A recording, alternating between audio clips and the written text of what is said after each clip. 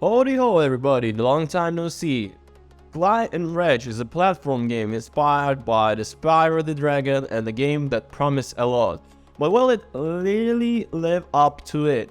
Clive and Wrench is a 3D platform game. Its protagonist Clive, a rather charismatic rabbit, and a monkey that allows walk on his back, Wrench. The name of the game is quite direct, it leaves no room for doubt.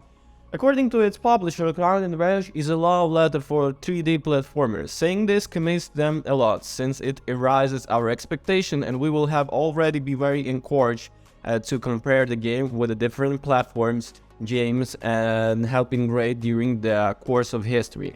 As expected, there is no complex story here. None of that. Our adventure will take us to the 50s refrigerator behind the great villain of the game to stop his evil plans. This is a simple game. As expected, we use very charismatic animals that will make us feel empathy with them. The different levels are quite colorful and filled with good lighting. Sometimes quite curious about the game is that it's full of retro references which take us back in time. There is even a restaurant called the Pekino Bistro. This is quite cool, so the whole game has vibe that you're planning a modern platform game. But with a lot of influence from the games of the past and even from the popular culture of the past. And of course, this is only the stage level, but I'm also in the gameplay. It's a lovely touch and an effort to carve out a niche while seeming sticking to the building blocks of hit 3D platforms. This is all great stuff, but this game is lacking in my opinion, so let's not forget that we are playing on the current generation of the consoles, and there are already loads and loads and loads of the platformers. So, what next? Oh guys, if something, don't forget to subscribe, comment and like. Okay, let's move on.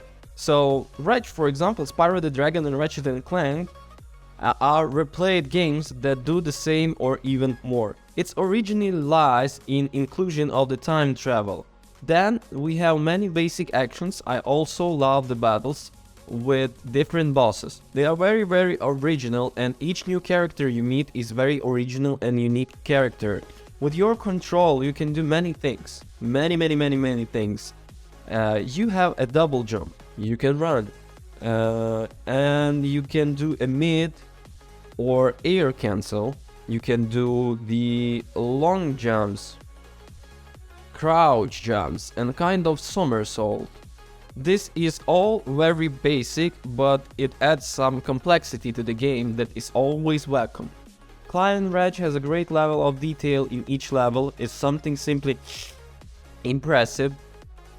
Excuse me.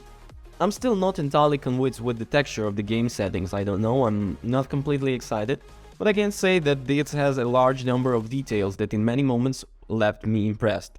At the level of sound effects and voice dubbing, it's quite curious and original. You always have many voices, gestures, sounds, which will not necessarily be words.